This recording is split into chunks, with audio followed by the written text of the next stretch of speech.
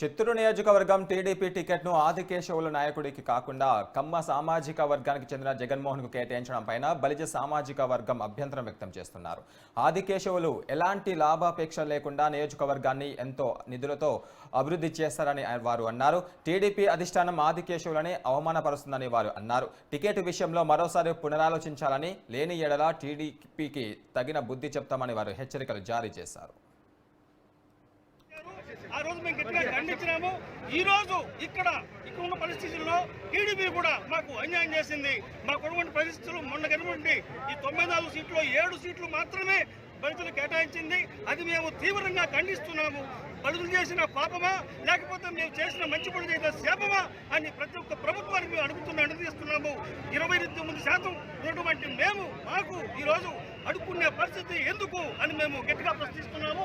కాబట్టి దీని పరంగా మాకున్నటువంటి కోరికలు మాకున్నటువంటి ఏమైతే ఉన్నాయో అవి మేము సాధించుకునేదాకా పోరాడతాము.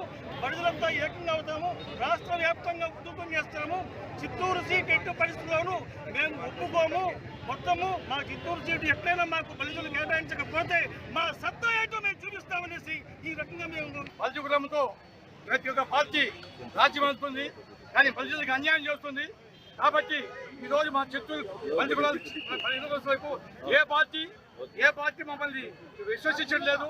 కాబట్టి మేము ఈ పార్టీని కాదు ఆ పార్టీని కాదు ఏ పార్టీ గుర్తించాలి. కాబట్టి మా బలిజుల కోసం ఏకమై ఖచ్చితంగా మాకు న్యాయం చేసేంత వరకు మేము వదలము.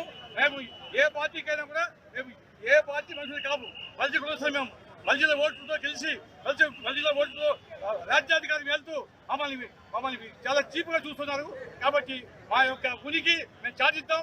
మా ఉనికిని ఇక మీద మేమేమిటో రాయలసీమ జిల్లాలో మా ఉనికిని చాటించి మా యొక్క ప్రత్యేకతను చాటించుకుంటాం. ఈ 2 పార్టీలకు గుణపాఠం తెలిపిస్తామని చెప్పేసి ఈ సభాముఖం తెలిపిస్తున్నాను.